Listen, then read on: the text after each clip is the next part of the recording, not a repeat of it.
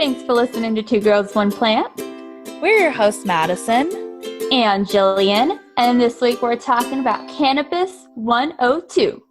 102, baby. We are getting smarter, hopefully. We're going to do our best, at least.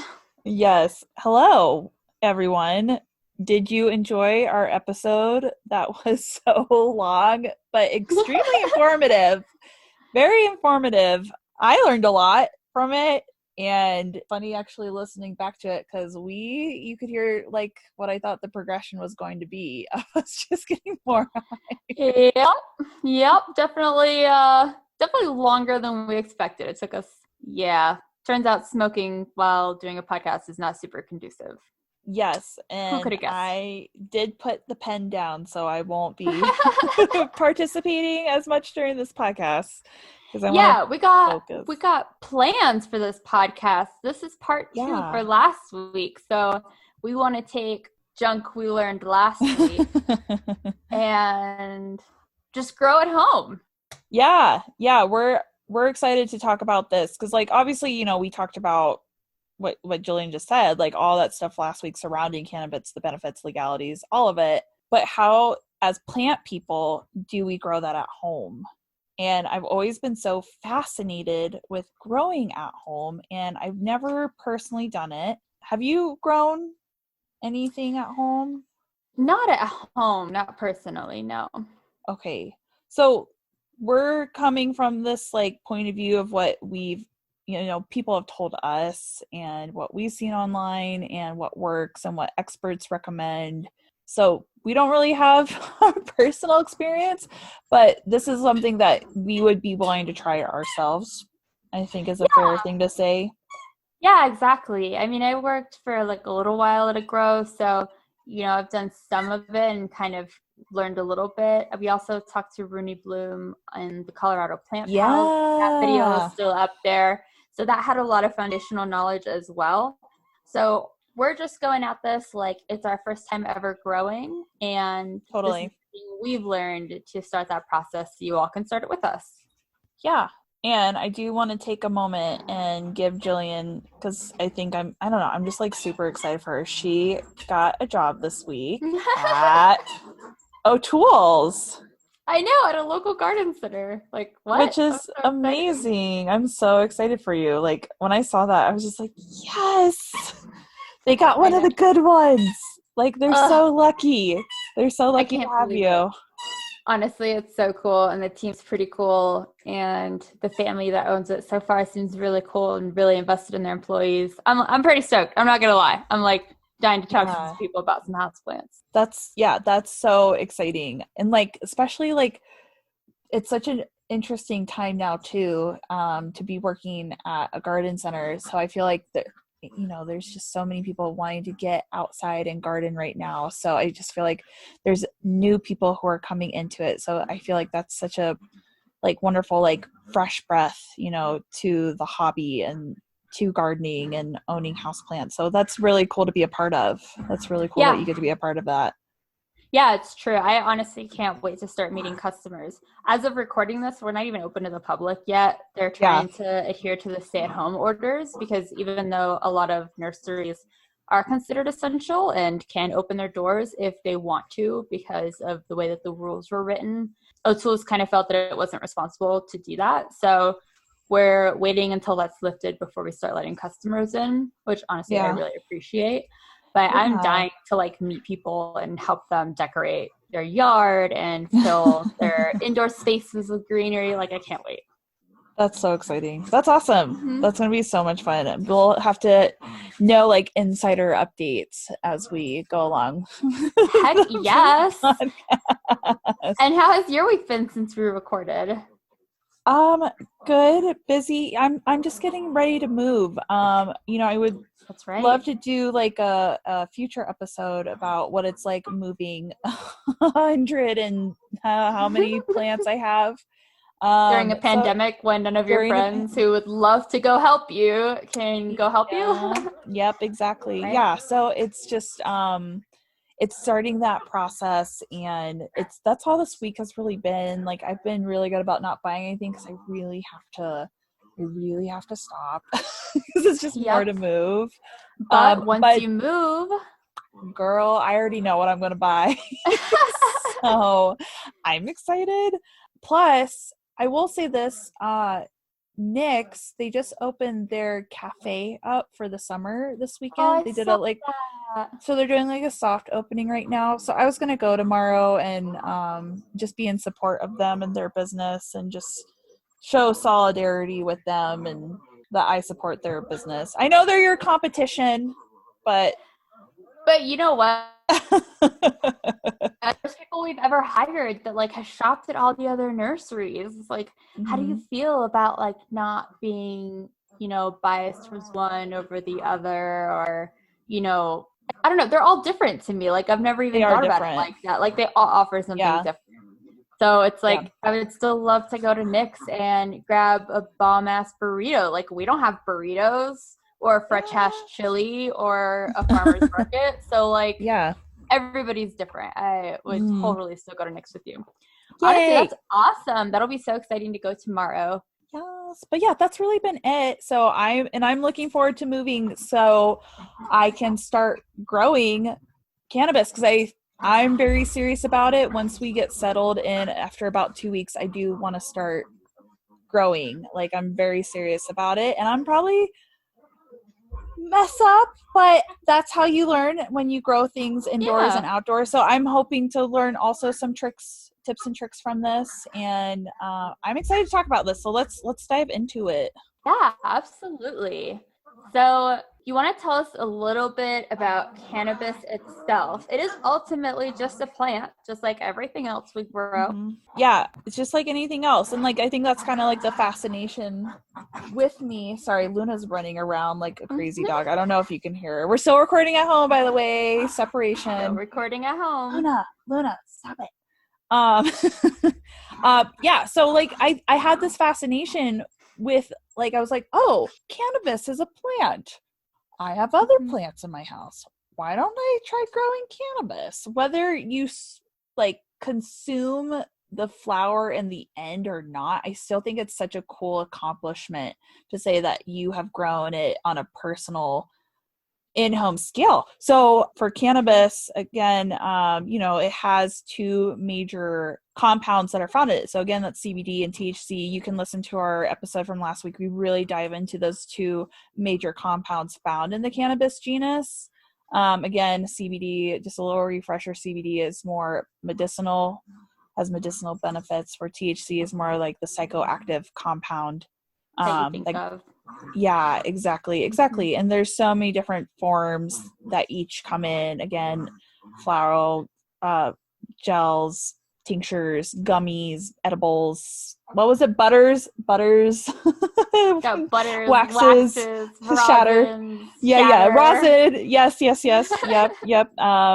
So there's so many different forms, but the fact that all those forms come from this amazing plant that has so many wonderful benefits to it is just so amazing to think about. Yep, and there are a ton of different strains of it too that are all going to have different percentages of CBD versus THC, you know, indicas versus sativas. It might be fun to pick, you know, your favorite strain to try and grow at home. Yeah. They're all a little different. Blue Dream, I've heard, is a really good starter plant just because they're pretty easy to grow. It's a pretty like balanced hybrid, and it's like stupid popular, so it's usually pretty easy to find. But I would definitely try to pick something you really enjoy because you're going to be smelling a lot of it for the next week. That makes sense. So then it's only at dispensaries that you can buy seeds or a starter plant, or they're also called clones, right? It's called clones that they sell, which is basically like clones. if you were to buy like a basil baby plant from the grocery store. It's similar to that kind of Oh, yeah. Okay. It's a propagation. Yeah. Okay. So it's literally called a clone because it shares the DNA makeup. Got it. Okay, that makes sense. Okay. So you buy your seeds or you buy your starter, and with the seeds, you still have to germinate and sow the seeds. Yes. Okay. So you can either start with seeds or clones. And if you start the seeds, I mean, you have to germinate them, which you actually probably have more experience with than me. But all I know is you want to make sure you have feminized seeds because male seeds aren't going to flower. Okay, so I think we talked about this a little last week. So the girls are the ones with the flower and the boys don't flower. Yep. Got it. Okay, so we want to try and find seeds that have been feminized. Okay. As them, I think they either are or aren't. Gotcha. Okay. Yeah. So. Okay. Seeds. Honestly, 60% of seeds are feminized anyway, so usually you have a pretty good shot of getting some feminized seeds, even if you buy a batch. But they can test the seeds to make sure that you do get feminized seeds specifically. Those just tend to be a little more expensive. Okay, interesting. So then, so whether, it's seeds or a clone, you have let's say, your seeds have started taking off, you've germinated, you've done all the right things when it comes to, seed starting, right? Right, and that's the same like as any other seed starting. Any other seed starting, any kind of vegetative plant.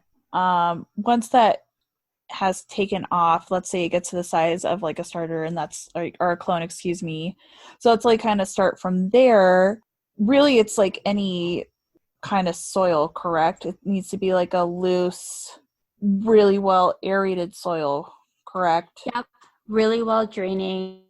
Okay.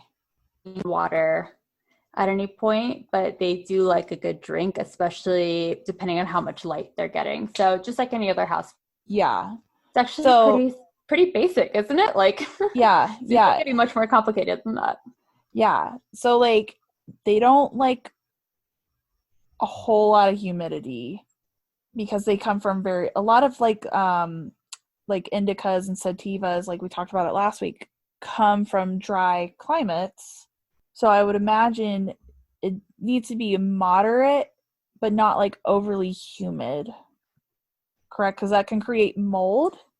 Yeah, exactly. I wouldn't say it's the same as like a philodendron, like a moonshine or something like that. Like it probably could tolerate like 40 to 50%, I would say. Yeah, that's what I was thinking. You want to have like you don't want like your humidifier blasting onto your plant pretty much like you do with your other plants, because that will create mold and fungus and like not good stuff, and because you're also like possibly consuming that down the road. And you don't want bud rot or anything gross. Ooh, gross. Oh, that does not sound good. So like let's talk about like setup wise, because like that's what's really interesting, because I hear about like people who like grow in like their closet or like their little cupboard under the stairs or like I think it was Bethany, she like grew in her RV or something. Yep.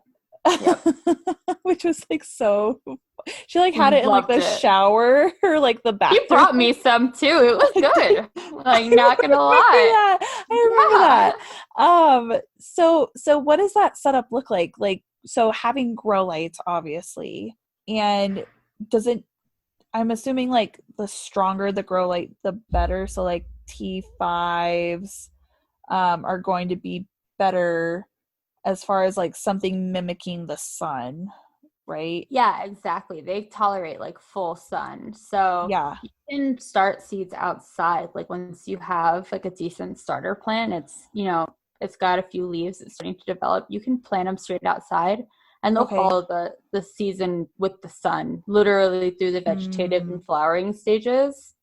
Okay. If you do it indoors, you are really just mimicking that environment. So just full strength grow lights, like full sun. So it would be, what is it, 6 and 18? Like 18 hours of light, 6 hours of darkness. So it's 18, 6 weeks, basically just until you're ready to let the plant flower. You're going to move into the flowering stage, which is 12-12. And again, that's like mimicking the change from summer to fall.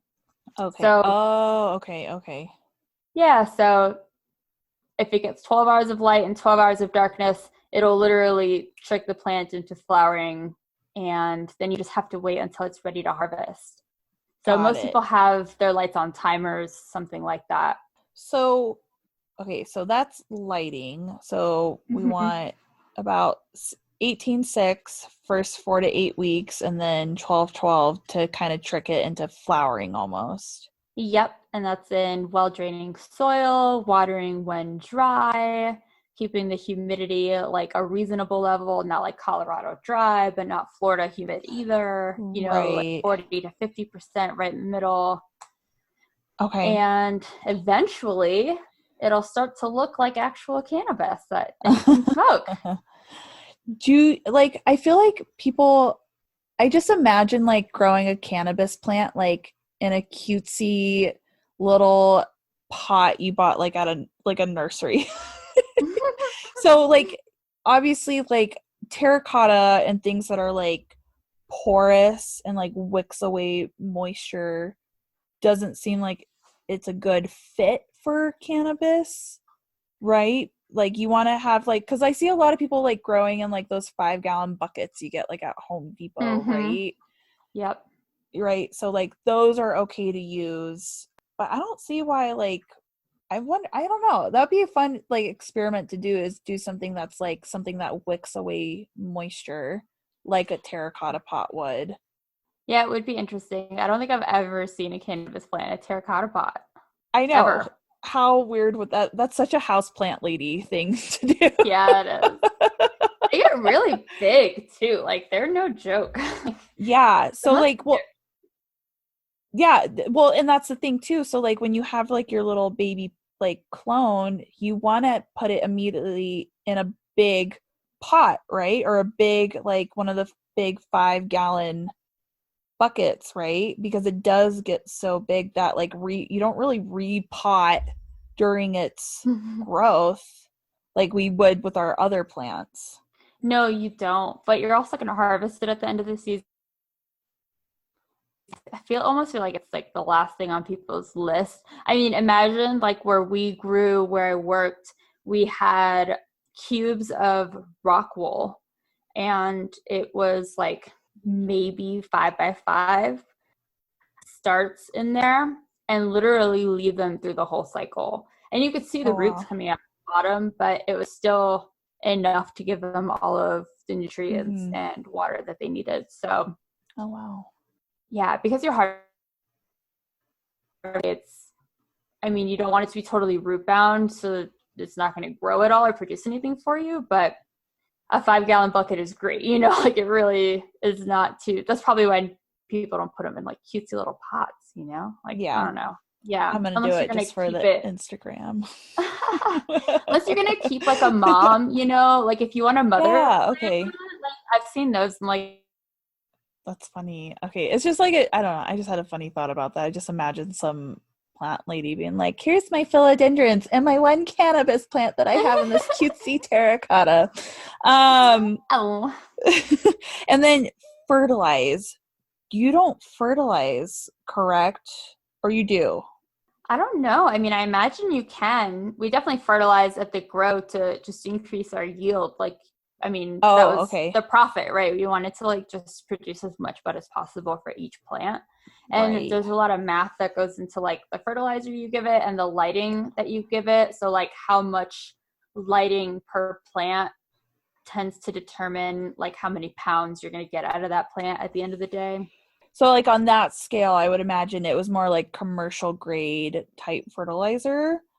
So like maybe at home using something that's more like natural based, more like an organic fertilizer would, I would imagine, be amazing. Something high in like phosphorus and like the nitrogen, because that's what helps flower. So if it's like a higher part at home, you would it would translate to like how commercial grade does it, to like getting a higher yield with your flowers. So that totally makes sense. I mean, I use fish tank water, so that's like good stuff. My cheating. Yeah. Liquid gold right there. Oh, love it. But yeah, I imagine you can, as long as you're, I mean, dilute it a lot, you know, so you don't burn the roots, but totally. Yeah. that would be something, another fun little experiment to do, is have one like where you fertilize with organic fertilizer and then you don't use any fertilizer, and see if you like see a difference with it. Yeah. I mean, I would imagine you would, especially like I said, if it is higher in like phosphorus, but fun experiment I get to do. Woo-woo! Like, you know how it goes. Mad scientist Madison. So you worked at a grow and you harvested. So when do you harvest? Like, you've nurtured your plant, you've given it time, the few months have passed, it's grown, and you're like, ooh, do I harvest now? What, should I wait another week? When do you harvest? Because I think in your interview you did with Rooney Bloom, he said to always wait another week. Is that correct? Or maybe I'm thinking of the wrong thing. It was interesting because he actually used something different than he basically talked about the trichomes, if I'm not mistaken, and like, yes, yeah, milky or really just like clear, like when they start to like develop and you can really see them sitting on the plant. In fact, I just shared a picture to our Instagram on the podcast page where you can see exactly what he's talking about. Those trichomes, just like you have on your air plants at home, that's all over the bud and the leaves that are really like crystalline milky. I've always looked at the hairs on the bud. Okay. Which you can also see in the picture. But when it's really young, it all of the hairs are like white. Okay. It almost looks like a little puff. And they're pretty light in color. And as it develops, they get like a darker amberish color, or like maybe a purplish kind of hue, whatever the strain is. But it'll start to like develop that actual color to it. And you can see when it's ready. You just want it to actually develop a decent coloring. And then you snip or you clip or snip, snap, cut the base of the bud, correct? Mm-hmm. Okay, so are you like where exactly, like, so if you have the bud and there's kind of like this like leaf and the bud is in the center of it, are you cutting at the base of that, or are you cutting below, like off the stem? Different people have different methods. Okay. Would say to like dry out the bud as best as possible. Basically cut it into stems that you can work with, and then either like be able to hang it to dry or lay it out to dry on the stems. Right. You have to let it dry. Mm-hmm. Right. And then actually pull the buds off and like clean them off. You'll see there like little leaves and stuff all over. So you just want to get all the leaves off and all the stem off. Right. Yeah, get down to what you would want to smoke. That makes sense. Okay, so I trimmed somebody's... Okay, I had this weird sketchy neighbor, and it's the same sketchy neighbor who gave me an edible brownie for the first time, and I hallucinated and like had a seizure and almost died. So I used to go over to their apartment and I would trim for them because they grew a ton of illegal plants in their house. Oh, okay. Yeah, so I know. But I would, they would pay us and I would just trim and clip, and I learned a lot from them, but I haven't done that in like 10 years, and I just have very vague memories. I remember it being very sticky, and I'm sure I think you say it all the time, like I just would come home and I'd be so sticky and I'd smell like, oh my god, it's so gross. Yeah. I had like specific clothes I would wear to work because like the sleeves on my arms are just ruined. My med badge is like, I went to an interview with it and the guy was like, yeah, you can tell this is a garden badge. It's like disgusting. So it's definitely super duper sticky and kind of gross, but like that's what you're going for when you're looking for bud to buy, right? Like what's like sticky. Yeah, for sure. Yeah, for sure. Dense. So you dry it out, you cut the buds, and then you've checked it for like, pests or anything like that, and you're like happy with it, it looks amazing, and then you can consume it however you want, whether that's smoking just the flower or making concentrates if you are like that level of expert. I feel like that's like 303, like Cannabis 303 is like making concentrate. Oh my God, it would be cool, so cool to do an episode on that. People actually do that at home. How? Like, that's amazing. Yeah, Like, it's pretty crazy. Oh, that's like some other level that my 5-year-old brain needs to open up to. That would be I so know, cool right? learn. And we're not even going to get into that because I don't want anybody to try it with our poor instructions. But like, listening, I totally wish I could do that. Yeah, that's really cool. Yeah, totally. But in the meantime, smoking flower, totally fine. Or just great. Or just having and just saying that you did it. And then I didn't realize this, but once the plant is harvested, that's it for the plant into the compost. Yep, it only flowers once. I did not know that. I thought, oh, well, it's fine. It will come back in 5 more months. Like, no, it straight up, she dead. Dumb. That's it from her. Thank you. That's so amazing. Yeah, if you want to keep like a mother or grandmother, you have to like cut the flowers back before. You have to cut it back before it flowers. Oh, God. Or don't give it 12-12, like keep it on an 18-6 lighting schedule so it never has the opportunity to flower. Got it. That makes sense because I've always heard people talk about mother and grandmother plants, and I was like, well, how is it a mother or grandmother plant if like it's harvest? Like that didn't make sense in my brain, but that makes sense. Yep. Oh man, that's a huge epiphany right there. Okay, I always wonder that, and I felt so stupid, and I just never got around to asking. Here, y'all, I'll be the one looking stupid for y'all. Okay. Honestly, that was like my favorite part of the grow was like walking through all the mothers and grandmothers. They're like so big and beautiful. They're awesome plants. I'm pretty sure I have a couple pictures, so I'll try and share some of the older. That would be really cool. That would be really cool. Oh my gosh. Well, so that's kind of like how to grow at home and like how you can get your setup. I think, we talked about the legalities last week. We got really into them, and there are some legalities about growing at home that I think it's important to know. So again, to restate, federally speaking, this is illegal.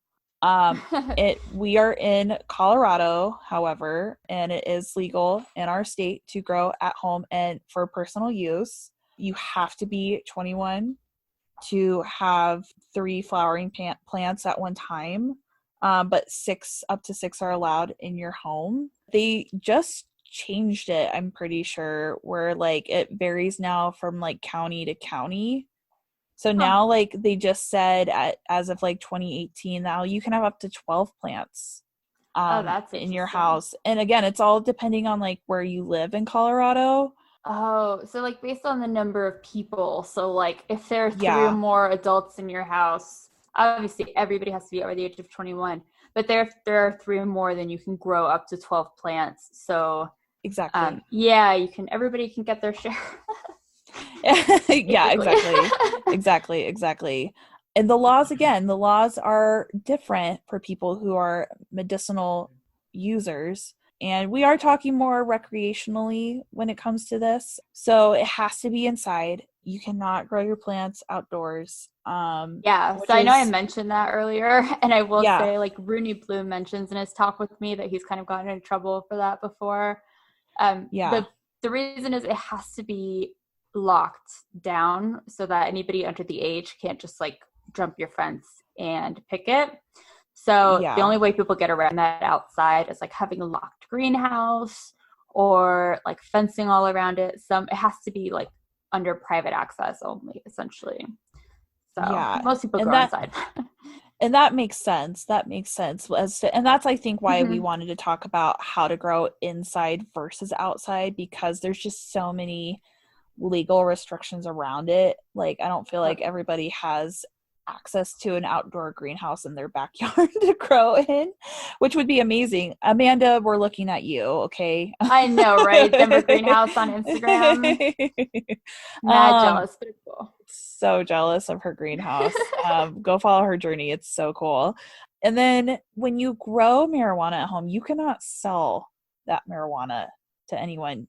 You can give it to somebody who is above the age of 21, but you cannot sell it to them. Only licensed grow establishments can sell that marijuana product. So at your grow house, you were kind of like where you were growing it and you guys were selling it to the dispensaries, correct? So the grow I worked for owned 3 dispensaries. Got it. So Okay. we would sell our product at our own dispensaries and then sell wholesale to a couple of concentrate companies that would use our bud to make concentrates because they typically don't grow their own bud. And there's a lot more involved in growing product that's going to be sold. So like you can give your friends your homegrown weed, but there's a lot of testing that weed has to go through before it can be like actually sold to someone. Yeah. So there's good reason that, you can't just sell weed to people on the street anymore. Yeah, I think that's important to note. Like, I think that just keeps our community safe. It keeps you safe as a consumer. It allows you to make smart decisions on what you're consuming, and you're not like you're just getting it from some drug dealer who doesn't know, because they could easily like lace it, and like that puts you more at risk. So it's much better this way. Yeah, or they're just not even testing it. So like maybe they do have a lot of humidity and there is root rot, or bud rot, and like you don't want to smoke that. I don't know. So So if you do grow at home, it's for personal use, just for you, because you know how well you did growing it and not to sell to anybody else. Well, and I appreciate it too that they have it to so many plants per person, because it's like, well, if I fuck up this one plant, at least I have these other 2 I can try and keep alive. It's kind of like, you buy like 3, philodendrons and you're like, well, hopefully you're going to be the 2 that make it while this other one withers away. It's true. That's how I look at it. They're like, well, you all can be probably really stupid if you try and grow it at home. So we'll see what happens with you. It will take you a couple tries. Yeah. So I like that they do that. I appreciate it. Sometimes it'd be like, you only get 1 plant. You're like, well, you're screwed if you like kill it. So that's true. I appreciate that. I really do appreciate that. Like kind of nice at dispensaries. If you're not using all your plants to grow, you can usually like donate your plant to the dispensary. So they'll take your 6 plants or however many plants you give them so that they can grow those. And you get like a discount or whatever. Every dispensary does it a little different. If you're not growing all 6, that's usually a neat little way to get a discount at your local dispensary. Oh, I didn't know that. That's really cool. And again, like you said, it varies dispensary to dispensary. And be careful of like, you don't want to set like your closet on fire with grow lights. No, please, good Lord. Oh my gosh. Make sure it's ventilated. Make sure like heat can escape. There's airflow. The plant still needs airflow just like your other house plants need airflow. Yep. So maybe like putting a fan in front of it would be smart. But yeah, please be careful where you do it. Don't start a house fire or get mold problems. Please. But I think too, like, I think just don't look at it as like you're growing cannabis. Like the way I'm going into it and that I want to go into it is like, I'm not growing cannabis. I'm just growing any other plant. Yeah. Don't like think too much about it or stress yourself out, Yeah, exactly. So totally. I look forward to hopefully in the next couple months, well, maybe like 3 to 4 months, I will have something. We'll see. You can be my first person. I'll give you a nugget. If I can grow a nugget, I will give you a nugget and you can tell me, and I won't touch it or anything. You can tell me if it's good or not. I would absolutely love to be the guinea pig.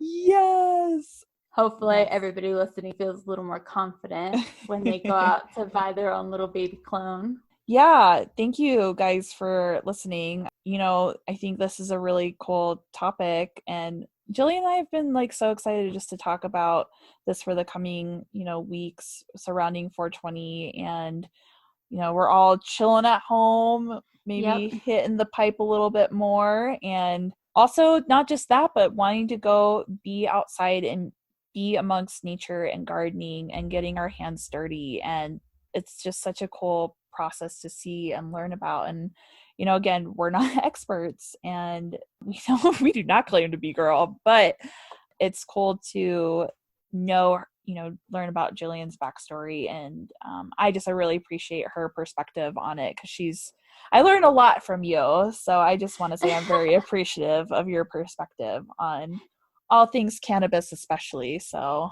thank you. I am quite the fan, I will say. So funny. But it's so much fun to talk about it, even if we can't like record together and talk about it. I miss Jillian, everybody. We haven't like seen each other like face to face in like a very long time. So I'm missing my girl Jillian, and Zoom's been helpful, and we appreciate again everybody's patience during this time while, our audio's been weird. I'm sure we'll still have cutouts. Like, our audio's not been great, but we're working with what we got, so we appreciate. We're learning every time. Oh my gosh, every time. You should have seen us before we started recording it. We were it was we were like, oh my gosh, maybe this is not the day, but we got it to work, and we're here, and we are here for you guys. And thanks for listening. Thanks for listening. Go follow our socials, 2 Girls 1 Plant Podcast. You can follow our personals on there too. We're on Facebook, Instagram, we're on YouTube. Check us out on the boob tube. And we'll talk to y'all next week. Talk to you next week. Bye.